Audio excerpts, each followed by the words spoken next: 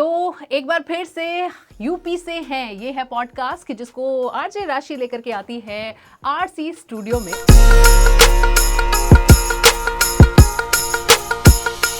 आज जो हमारे मेहमान हैं वो हैं Shri Navdeep Rinwa, chief electoral officer यानी मुख्य निर्वाचन अधिकारी उत्तर प्रदेश। सर बहुत बहुत स्वागत है आपका।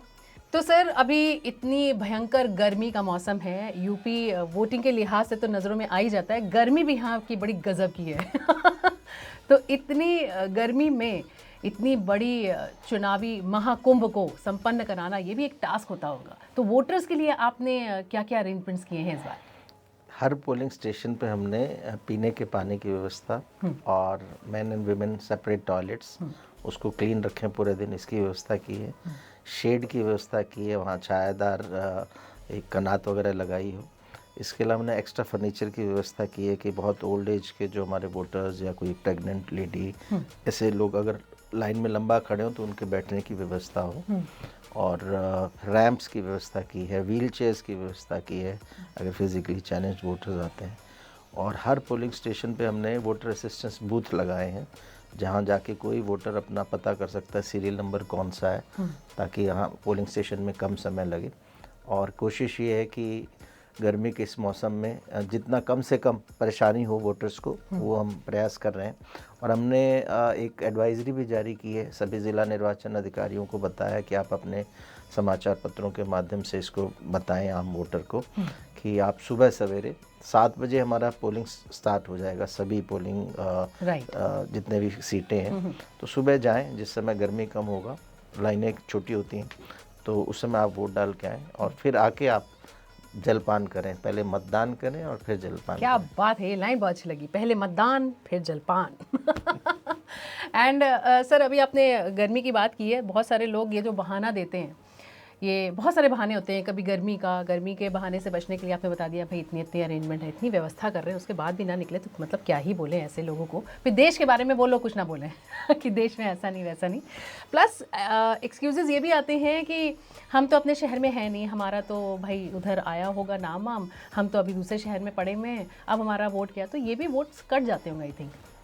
नहीं, देखिए बहुत आसान कर दिया। अभी फॉर्म 8 करके एक फॉर्म होता है, वो भी ऑनलाइन जैसे मैंने बताया पोर्टल पे और ये ऐप से आप जहाँ रह रहे हैं वहाँ अपना वोट बनवाएं। बहुत इजी है वोट बनवाना। और वोट डालने के लिए अपना 1 घंटा 1.5 घंटा देश के नाम निकाल ही सकते हैं आप। आप अपना सीमा पे खड़े प्रहरियों को याद कर लें, सियाचिन पे खड़े जवान को याद कर लें जो हमारी सीमा की सुरक्षा के लिए लगे हुए हैं। तो हम तो अपने लोकतंत्र को मजबूत बनाने के लिए 1-1.5 घंटा दे सकते हैं। क्या बात है, क्या बात है, बहुत ज़रूरी है सर। और सर अगर कहें कि बहुत एक आम जनमानस को समझाने के लिए अगर हम कहें कि इस चुनावी प्रक्रिया में कैसे वो अपना रोल निभा सकते हैं, इसके लिए अगर डूज एंड डोंट्स बताने हो तो क्या कहेंगे आप? क्या वो काम है कि जो करने हैं एक आम नागरिक को? सबसे पहला काम जो एक आम नागरिक को करना है वो हमारी कैंपेन है मैं हूँ ना, यानी just check that your name is in the electoral roll, जिसको हम वोटर लिस्ट बोलते हैं। काफ़ी लोगों को एक कन्फ्यूजन है या एक फॉल्स इम्प्रेशन है कि अगर उन्होंने लोकल बॉडी इलेक्शन में वोट दिया है यानी नगर निगम या ग्राम पंचायत, तो उनका नाम इस वोटर लिस्ट में जो लोकसभा की है उसमें भी होगा। तो मैं ये साफ करना चाहूँगा कि दोनों वोटर लिस्ट बिल्कुल भिन्न है। जो लोकसभा विधानसभा की वोटर लिस्ट है वो अलग होती है और लोकल बॉडीज़ की वोटर लिस्ट अलग होती है। इसी में कन्फ्यूजन होता है। सो इसीलिए ज़रूर चेक करें, और चेक करना बहुत आसान है। हमारा voters.eci.gov.in पोर्टल पे जाएं या VHA ऐप से आप 3 तरीके से अपना नाम चेक कर सकते हैं। अगर आपके पास एपिक कार्ड है तो एपिक कार्ड डालने पे आपको सिस्टम बता देगा कि आपका नाम किस पोलिंग स्टेशन में किस सीरियल नंबर पे है। अगर एपिक कार्ड नहीं है, आपके मोबाइल फ़ोन अगर अपना सीड कराया है तो मोबाइल फ़ोन से पता लग जाएगा। अदरवाइज़ डिटेल्स आपको देनी होती है, नेम, फादर्स नेम और हस्बैंड्स नेम और date of birth and gender, ये बताने पे भी सिस्टम आपको बता देता है कि आपका नाम कहाँ है। तो ये सबसे पहला डूज है जो काम करना चाहिए। वी हैव टू इंश्योर कि हमारा नाम वोटर लिस्ट में है, और अगर नहीं हो तो समय से फॉर्म 6 भर के अपना नाम करना चाहिए। उसके बाद इलेक्शन वाले दिन अपना एपिक कार्ड लेके और एक वोटर स्लिप जो हमारा BLO घर घर पहुंचाएगा 5 दिन पहले, जिसमें आपके पोलिंग स्टेशन का नाम लिखा होगा, उसका एड्रेस होगा, आपका सीरियल नंबर होगा, ये लेके जाएं जिससे आपका समय कम लगे पोलिंग के दिन। और धूप से बचाने के लिए आप कोई छाता या कोई सूती कपड़ा ज़रूर, अपना हेड गियर ज़रूर रखें ताकि धूप से कोई हीट स्ट्रोक ना हो आपको। और फ़ोन पानी नहीं की ले व्यवस्था, जाना है। बिल्कुल आपने सही, बहुत महत्वपूर्ण आपने बात बताई कि पोलिंग स्टेशन के अंदर मोबाइल फ़ोन अलाउड नहीं होता है। तो अगर उस दिन ना ले जाएंगे तो आपको बाहर कहीं रखने की ज़रूरत नहीं पड़ेगी। और बाकी वोट जब दे करके आए उस समय फ़ोन की अहमियत होती है, क्योंकि उस समय आपको एक सेल्फी खींच करके आजकल हैशटैग भी बहुत चल गए हैं, बहुत अच्छे अच्छे से हैशटैग। सर उनमें से कुछ एक कि जिसके थ्रू आम नागरिक जो है वो भी अपनी फ़ोटो पोस्ट करके वो हैशटैग यूज़ कर सकता है, तो क्या कहेंगे? बिल्कुल, हम लोगों ने काफ़ी मॉडल पोलिंग स्टेशंस बनाए हैं जहां पोलिंग स्टेशन के बाहर एक बूथ रखा होता है जिसमें सेल्फी की व्यवस्था है, हमने बहुत खींची थी इस बार और वो हम हमारे वेबसाइट के माध्यम से भी उसको भेजेंगे। इलेक्शन कमीशन ऑफ इंडिया भी उनको यूज़ कर सकता है। तो मैं चाहूँगा कि हमारे वोटर्स अधिक से अधिक संख्या में उस दिन आए, अपना वोट डालें, और जो भी कैंडिडेट उनको पसंद हो, और अगर कोई पसंद नहीं तो भी हमने ऑप्शन दिया, नो टाका, नो टाका, नन ऑफ द अबव। तो ये बहाना भी अब नहीं चलेगा, नहीं चलेगा, नहीं चलेगा।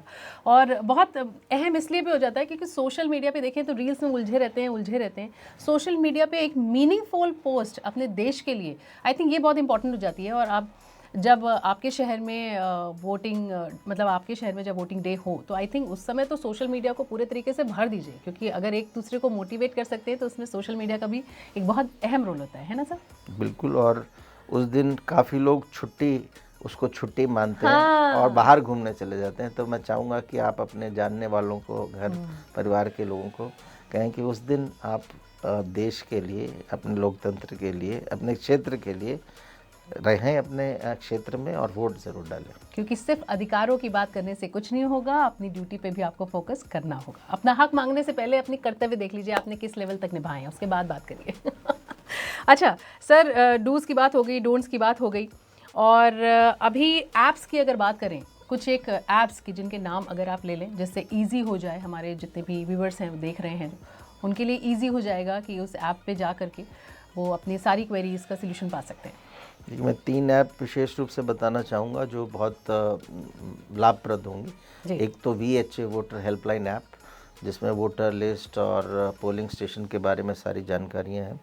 दूसरा नो योर कैंडिडेट, KYC करके एक ऐप है, जिससे आपको अपने कैंडिडेट के बारे में सारी जानकारियाँ मिल जाती हैं, क्योंकि हर कैंडिडेट को जब नॉमिनेशन करता है उसको एक एफिडेविट फाइल करना होता है, अपनी एजुकेशन क्वालिफिकेशंस, अपनी एसेट्स, अपनी लायबिलिटीज़, और अपना क्रिमिनल एंटीसीडेंट्स, अगर कोई क्रिमिनल केस हुआ है या चल रहा है।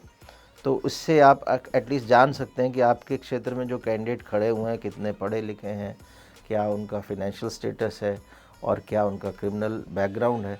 तो एक आप इन्फॉर्म्ड डिसीजन ले सकते हैं। तो KYC ऐप, VHA ऐप, और तीसरा बहुत अच्छी ऐप एक अभी निकाली है सी विजिल करके, विजिलेंट सिटीजन, जिसमें अगर आप देख रहे हैं कि इलेक्शन रिलेटेड कोई वायलेशन हो रहा है, कोई मॉडल कोड ऑफ कंडक्ट का वायलेशन हो रहा है, कहीं कोई पैसा बांट रहा है, तो आप उस ऐप से लाइव वीडियो या फोटोग्राफ खींचते हैं तो direct election commission of India, chief electoral officer, district electoral officer, सबके यहाँ वो शिकायत जाती है। और जो हमारी फ्लाइंग स्क्वाड्स, 3-3 फ्लाइंग स्क्वाड्स हर असेंबली सेगमेंट में है, वो तुरंत उस जगह पे जाके एक्शन लेती हैं। और मुझे बताते हुए अच्छा लग रहा है कि इलेक्शन कमीशन ऑफ इंडिया ने 100 मिनट का एक मानक दिया है कि you have to take action within 100 minutes. आज यूपी में हम ऑन एन एवरेज 42 मिनट्स में we are responding to such complaints. लगभग 2700 के आसपास हमने कंप्लेंट्स पे वर्क किया है, एंड 94% ऑफ टाइम हम लोगों ने 100 मिनट के अंदर उस कंप्लेंट पे एक्शन लेके उसको रिजॉल्व करवाया है।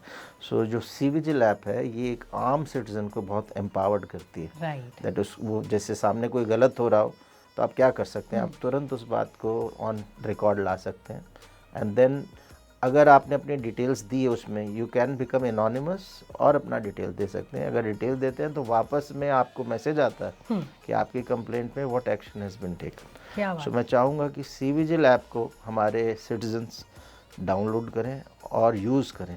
अभी भी ज़रूरत है उत्तर प्रदेश में कि जितनी मात्रा में हम चाहते हैं सी विजिल डाउनलोड हो, अभी नहीं हुई, 1 लाख से ऊपर हुई हैं। बट आपके कार्यक्रम के माध्यम से भी मैं चाहूँगा जो लोग सुन रहे हैं इस सी विजिल ऐप को डाउनलोड करें और देखें कि जब वो कंप्लेंट करते हैं तो क्या रिएक्शन होता है। क्या बात है, ये तो मतलब कहते हैं ना अपने अंदर के जो संवाददाता लोगों के अंदर होते हैं कि रास्ते में कुछ एक्सीडेंट हो गया, फ़ोटो बना दिया, बजाय हेल्प करने के वो फ़ोटो बना रहे हैं, वीडियो बना रहे हैं। तो ये सब अननेसेसरी काम आप करते रहते हैं, अननेसेसरी वीडियो से अपना पूरा कैमरा भरते रहते हैं। ये एक अहम चीज़ आपने बताई है कि जहाँ पर आपको अपनी बात रखने का पूरा हक है और देश में क्या कुछ गलत हो रहा है ये बताने का पूरा हक है। सर ये बहुत अच्छी जानकारी आपने दी है। सबसे पहले तो हम भी ये ऐप डाउनलोड करेंगे, वीडियो बनाने का एक भरपूर मौका। और हर्षी एक और बात बताना चाहूँगा, एक सक्षम ऐप है। सक्षम जो ऐप। सक्षम जो फिजिकली चैलेंज वोटर्स हैं उनके काम के लिए है। इसके माध्यम से वो हमारे इलेक्टोरल डेटाबेस में बता सकते हैं दैट वो फिजिकली चैलेंज्ड हैं। इसके माध्यम से वो अपना ज़िला निर्वाचन अधिकारी से अपेक्षा कर सकते हैं कि इलेक्शन वाले दिन उनको ट्रांसपोर्ट अवेलेबल कराया जाए उनके घर से पोलिंग स्टेशन तक। उनको पोलिंग स्टेशन पे व्हीलचेयर की आवश्यकता है तो वो बता सकते हैं और ये सब सुविधाएं उनको मिलेंगी। क्या बात है। तो मैं चाहूँगा ऐसे अगर कोई हमारे नागरिक हैं तो इसको डाउनलोड करके इसका यूज़ करें। और इसी सक्षम के माध्यम से आप अपना जब डेटाबेस में अपने को लिखवाएंगे कि यू आर फिजिकली चैलेंज, तब हमारी टीमें घर जाके आपको फॉर्म 12D दे पाएंगी। तो इसको भी बहुत इजी कर दिया गया for a person who is physically challenge कि वो अपनी बात हम तक डायरेक्ट पहुंचाए और अपनी कोई रिक्वायरमेंट हमें बताए and we will make sure कि उस दिन उनको जो भी सुविधा है, चाहे वो ट्रांसपोर्टेशन की हो, चाहे वो व्हीलचेयर की हो, वी विल मेक श्योर कि उनको उस दिन उपलब्ध होगी। तो moral of the story is 2 apps हैं, सक्षम ऐप और सी विजिलेंस ऐप, कि जिनका इस्तेमाल अगर आपने करके नहीं देखा है तो प्लीज़ इसे डाउनलोड करें, क्योंकि ये बहुत अहम ऐप आपने बताई है। इतनी कुछ व्यवस्था है तो भाई सुनने वालों से ये कहना चाहते हैं कि इतनी व्यवस्था के बाद भी अगर आप वोट देने के लिए घर से बाहर नहीं निकलते हैं तो एक वेबसाइट बता रहे हैं, पैदाक्योंहुए.com पे फ़ौरन से लॉगिन करें। तो ये तो था इस बार का पॉडकास्ट, यूपी से हैं। अगले बार के पॉडकास्ट में कौन होंगे हमारे मेहमान बताएंगे आपको। Stay tuned.